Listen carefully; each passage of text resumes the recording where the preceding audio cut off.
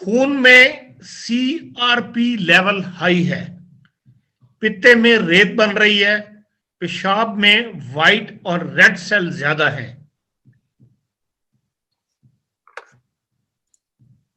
ये जो CRP high हो जाता है, ये इन्फेक्शन होता है ब्लड में, और मुसलसल मुख्तलिफ दवाइयाँ इस्तेमाल करने की वजह से सीआरपी हाई हो जाता है। और जब ये हाई होता है तो लाजमी बात है उनको हमें ब्लड रिपोर्ट देनी होगी। हम उससे से अंदाज़ा लगाएंगे कि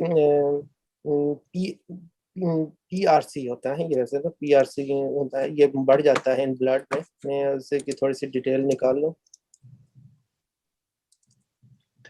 फिर इससे के बाद। आगे चलो जी। जी जी जी।